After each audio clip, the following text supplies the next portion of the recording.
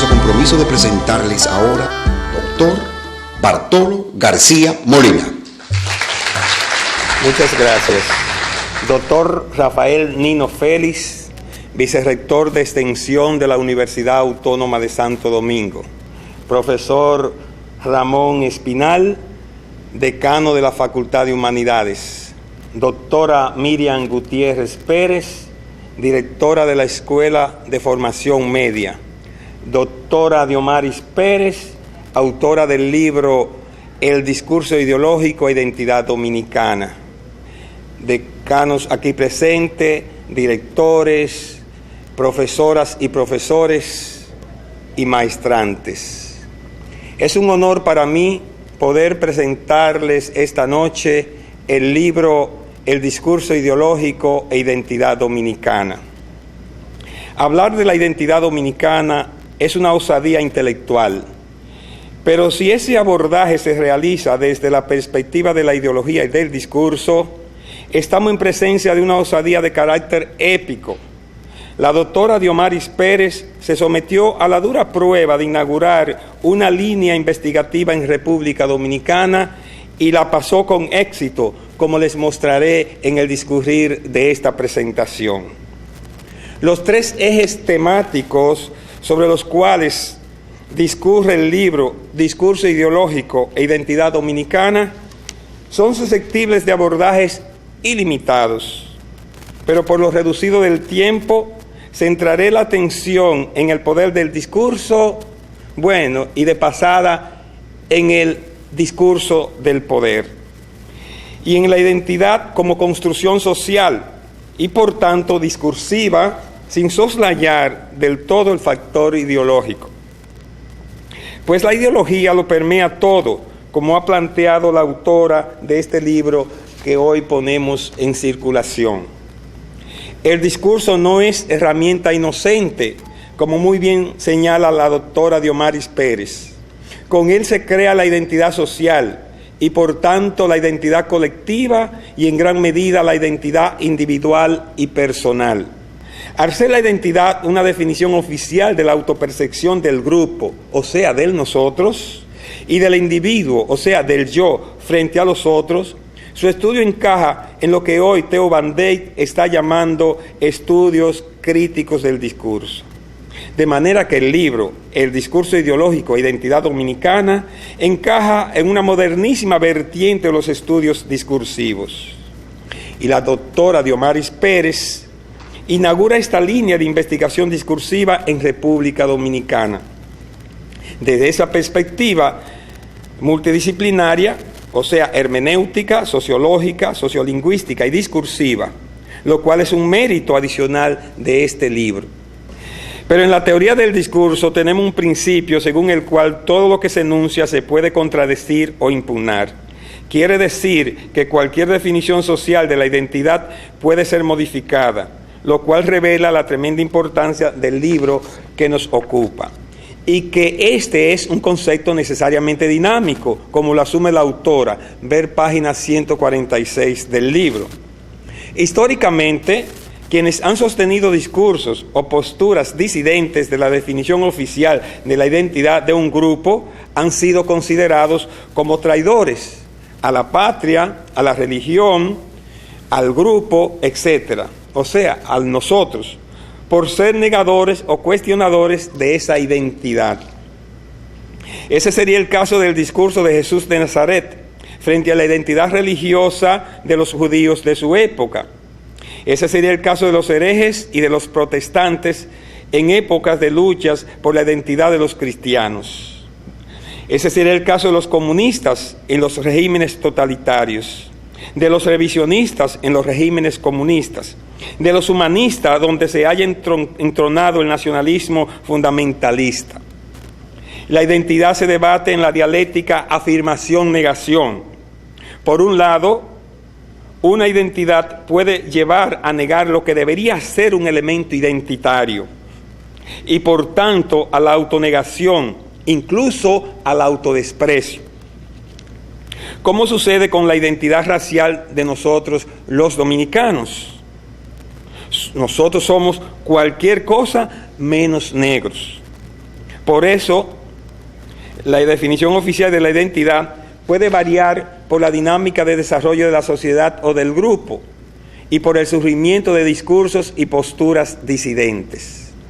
Es lo que ha pasado con la identidad de los hijos legítimos y los hijos bastardos. Hoy en República Dominicana, los últimos han recobrado su legitimidad, pues forman parte de la identidad dominicana.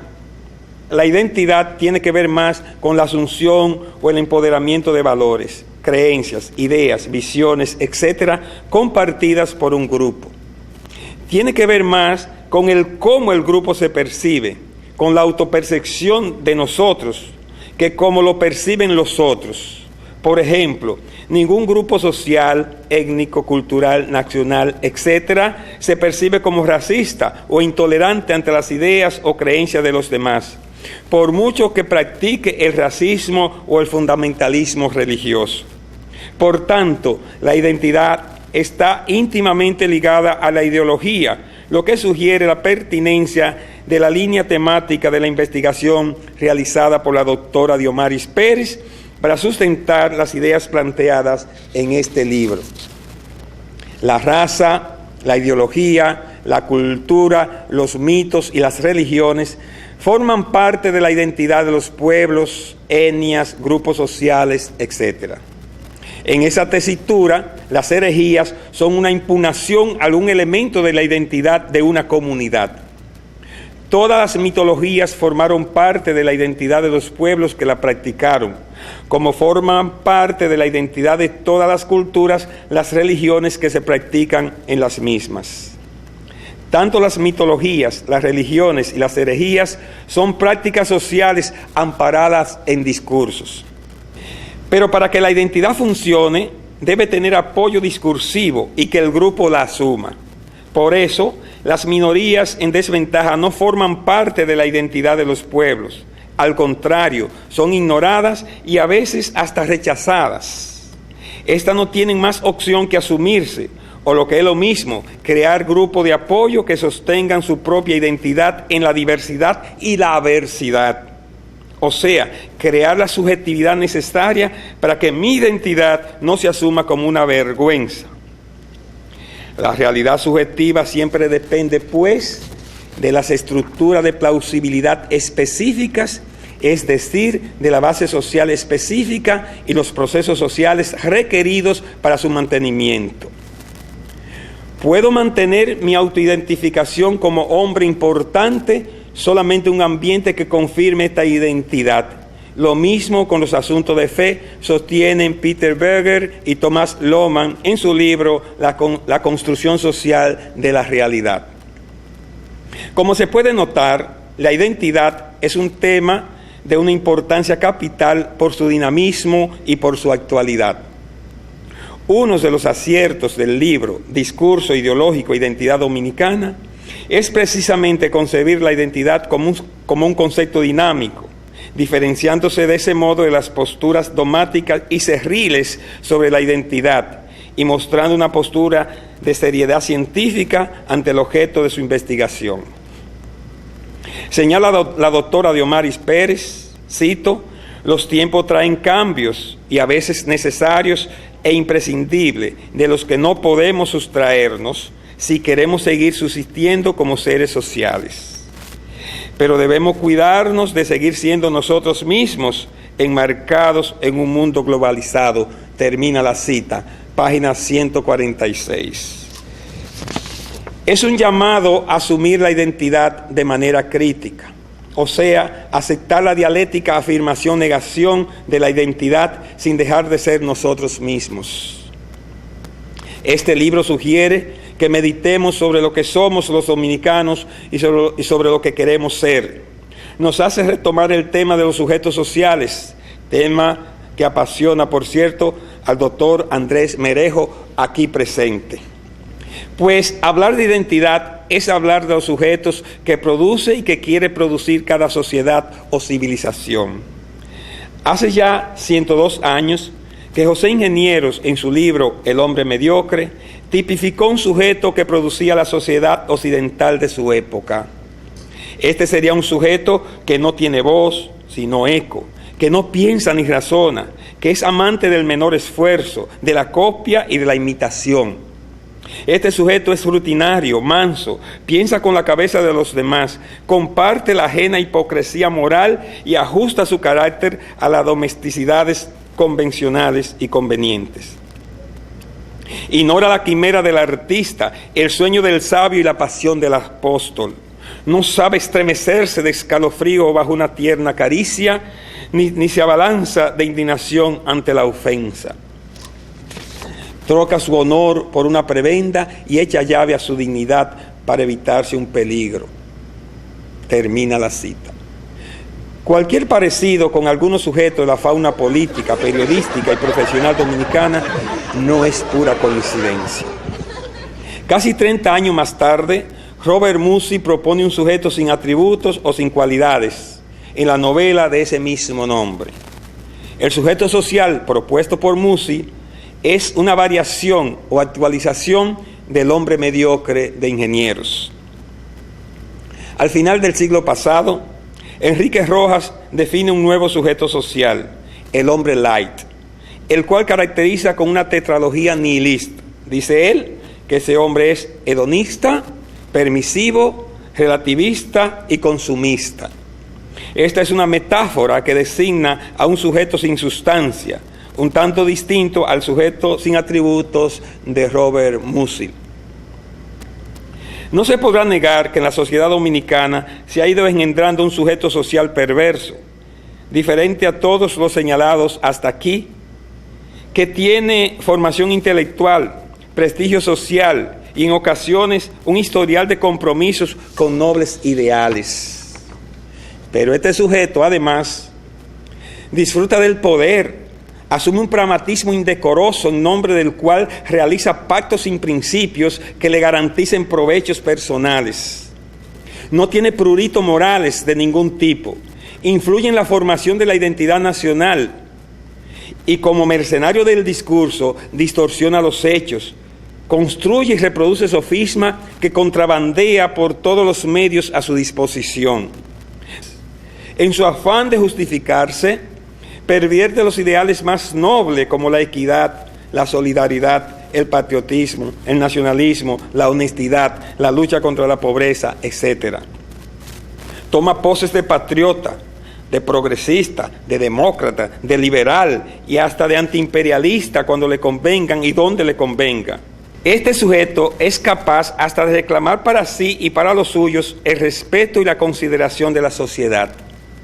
Este es el sujeto más nocivo de todos los que han existido hasta ahora, pues tiene poder de convencimiento y de confusión.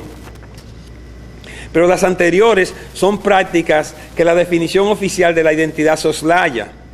Una discusión de la identidad dominicana debería tomar en cuenta esas y otras lacras que forman parte de la multiplicidad de sujetos que engendra la identidad dominicana. Se podría pensar que las sociedades producen sujetos o identidades solo negativas, pero no es así. Lo que sucede es, como lo señala la doctora Diomaris Pérez, que la identidad se construye dentro de la diversidad, o sea, en una sociedad caracterizada por la diversidad, van a surgir sujetos sociales diversos, aunque oficialmente, que es como decir discursivamente, se nos imponga uno, como si fuéramos una sociedad homogénea. No obstante, hay que aspirar a un sujeto ideal, a un hombre nuevo para una sociedad nueva, que se imponga a todos esos sujetos que deben ser erradicados de la identidad dominicana. Este sería el sujeto con ideales, como el mismo José Ingeniero sugiere, y que la doctora Diomaris Pérez deja entrever que se puede lograr al sugerir que se siga estudiando la identidad dominicana. Pienso que por el solo hecho de poner sobre el tapete la discusión y reflexión de lo que fuimos, de lo que somos y de lo que queremos ser, el libro Discurso Ideológico e Identidad Dominicana desde ya está destinado a ser un referente obligado para estudiar, redefinir y reafirmar la identidad de los dominicanos. Pero las anteriores son prácticas, como ya dije, que la definición oficial de la identidad soslaya. Una discusión de la identidad dominicana deberá tomar en cuenta esas y otras lacras que forman parte de la multiplicidad de sujetos que engendra la identidad dominicana. Debemos agradecerle a la doctora Diomaris Pérez que se haya atrevido a remover un tema tan espinoso pero tan necesario como el de la identidad. Para que no se vaya nadie a creer que la identidad dominicana solo tiene sujetos negativos, hay que reconocerle a la doctora Diomaris Pérez que a través de todo el texto va irradiando chorros de luz y de esperanza sobre la identidad dominicana. Se advierte un espíritu dominicanista animado de nobles ideales. Dice ella, sin ideales sería inexplicable la identidad dominicana. Y José Ingenieros también sostiene que los ideales es parte fundamental de la evolución emocional de los seres humanos.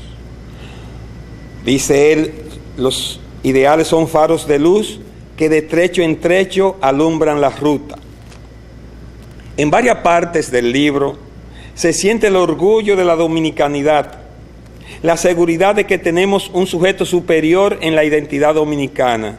Siendo justo, tenemos que concordar con la autora en que eso es así, que en la identidad dominicana también se incuba el hombre superior que soñó José Ingenieros. Este es todavía un accidente provechoso de la identidad dominicana. Ese sujeto, según José Ingenieros, es original, imaginativo, piensa mejor que el promedio en que vive y puede sobreponer ideales suyos a la rutina de los demás. Los caracteres de excelencia ascienden la propia dignidad nadando contra todas las corrientes rebajadoras cuyo influjo resiste con tesón. Es un hombre capaz de soñar, es un hombre capaz de plantearse quimeras y utopías en favor de todos. Yo creo que en el profesorado dominicano han habido buenos ejemplos de este hombre superior, como el doctor Celso Benavides, Jacobo Moquete, entre otros. Y todavía tenemos profesores que se le puede calificar como ejemplo de hombres superiores por su entrega, como es el caso de la doctora Cristina Hernández, de aquí de la Universidad de Santo Domingo, del mismo Jesús de la Rosa, etc. En el ámbito de la medicina, tuvimos a Ediberto Peter, un apóstol de la medicina. Tenemos a José Joaquín Puello, que es un hombre superior. En el ámbito de las luchas políticas tuvimos a Juan Pablo Duarte, tuvimos a Orlando Martínez. Son ejemplos de hombres superiores, de ese ser superior por el que luchamos, comprometido con el ámbito donde le toca actuar. Y tenemos en el ámbito propiamente del discurso, en la comunicación social, personas que pueden servir de modelo para construir ese hombre superior, como Uchi Loras, Juan Bolívar Díaz, Nuria Piera, Altagracia Salazar, Alicia Ortega, etc. De manera que no todo está perdido. Tenemos un hombre perverso que se ha ido generando y engendrando en la sociedad dominicana, pero también tenemos un hombre superior que pugna contra esto, y esto nos llena de optimismo. Otro mérito de este libro es que desentraña algunas estratagemas y estrategias para manipular a los demás. Tal vez la más nociva de todas sea la apariencia inofensiva que adopta en ocasiones el discurso manipulador. Al respecto, señala la autora, cito, cualquier texto o discurso puede expresar ideologías, hasta los menos ideológicos aparentemente. Ella misma señala cómo los discursos publicitarios promueven el consumo nocivo, el machismo, el hedonismo, etc. Narciso González, Narcisazo, decía que el humor tenía bandera. Tal vez Narcisazo se adelantó un poco a los estudios críticos del discurso. La doctora Diomaris Pérez, al examinar los distintos géneros del discurso, llega a la conclusión de que, cito, el discurso ideológico no es discurso inocente, que se produce como una simple emisión de palabras ordenadas. No es un simple acto ilocucionario, dice ella, en la página 147 de su libro. Al emitir una idea, siempre se ha de partir de una teoría, sigue diciendo, aunque el emisor por desconocimiento ignore que su discurso parte de un punto de vista específico. Termina la cita. Esa tesis es tan cierta que la misma autora delata en su discurso su posición teórica e ideológica con respecto a la inmigración haitiana. Al presentar las dos posiciones en torno a ese problema, primero presenta el discurso, cito, denominado pro-haitiano o mal denominado defensores de los apátridas, que defienden la legalización de 1 millón de haitianos como nacionales dominicanos. Termina la cita, página 70. A seguidas, en 5 líneas, presenta una caricatura de ese discurso que ella denomina, recogiendo el eco de los llamados nacionalistas, como pro-haitiano. En cambio, le dedica casi una página, la 71, a plantear los argumentos del discurso anti-haitiano. Lo más notorio de la caricatura que hace del discurso humanista o pro-haitiano, como lo llaman sus detractores, es que se soslaya la esencia del mismo, o sea, que cualquier hombre es todos los hombres, como dice Borges en su cuento La forma de la espada, repitiendo una frase de Schopenhauer. O sea, para los humanistas dominicanos, despectivamente llamados pro-haitianos, es un deber oponerse al racismo y a la xenofobia, y mucho más cuando estos se practican por motivos oportunistas. Pero las estrategias de manipulación no se agotan en la circulación de los discursos. También lo que se calla es importante.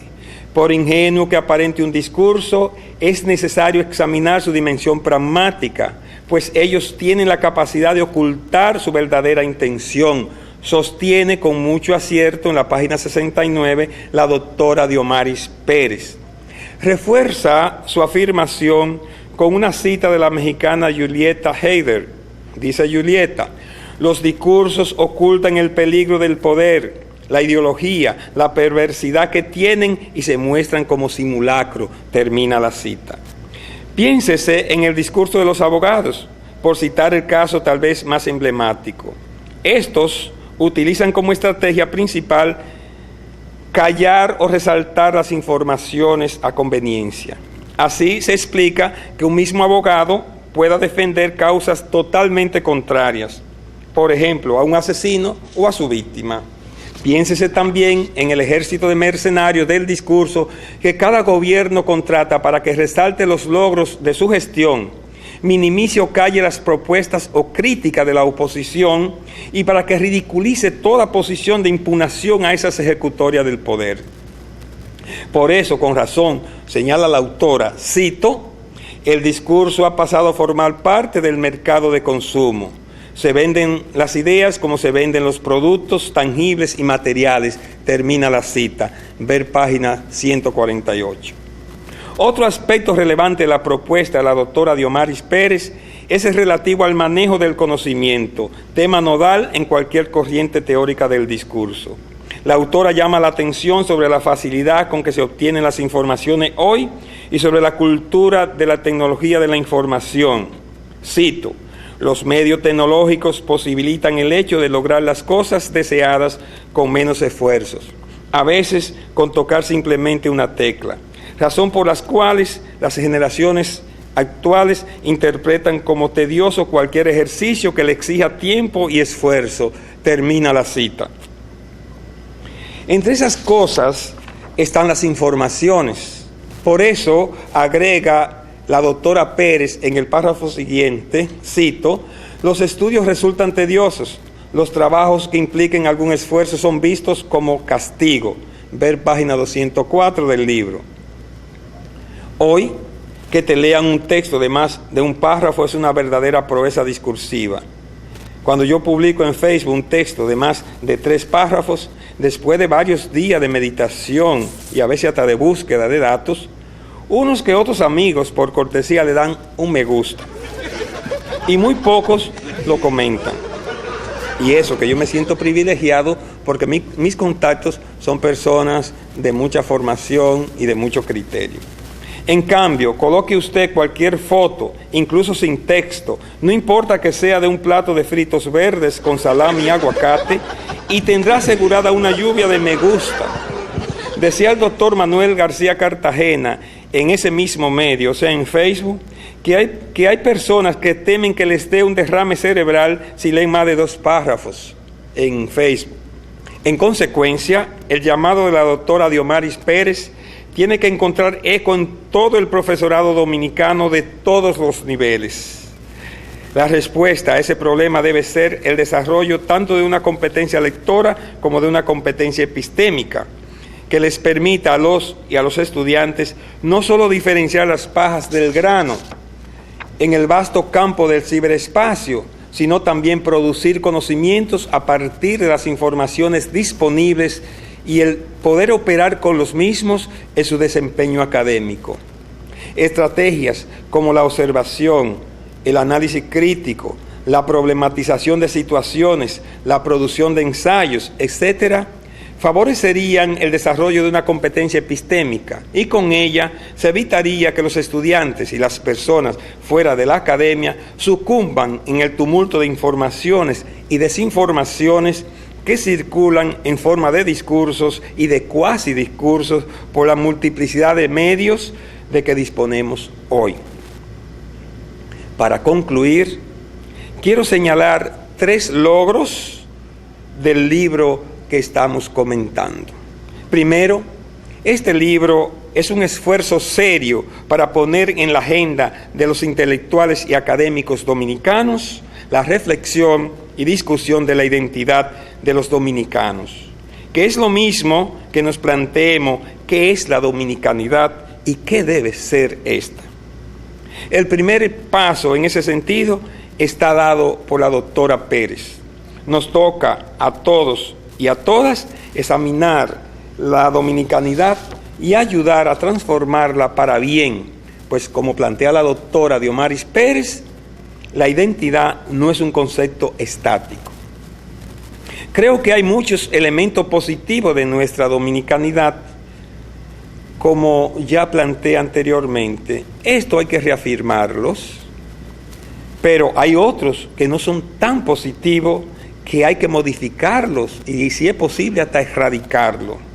De hecho, la llamada educación en valores tiene su razón de ser en la posibilidad de cambio de la identidad, cuidándonos de no renunciar a nuestra esencia, como muy bien propone la autora.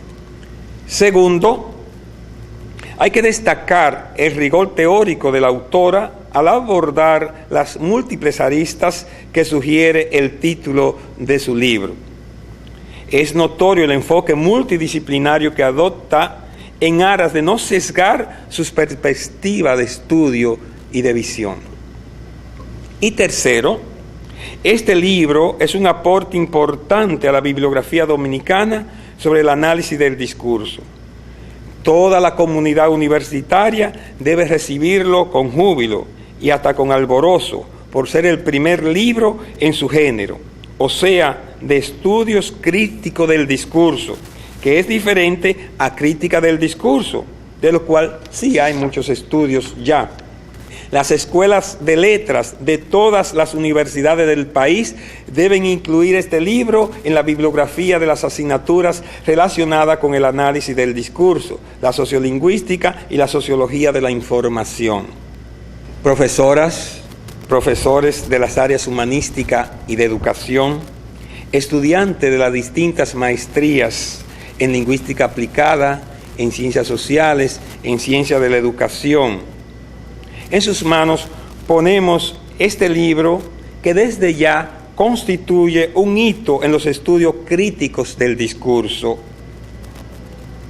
Yo le auguro el más rotundo de los éxitos a la doctora Diomaris Pérez. Muchísimas gracias.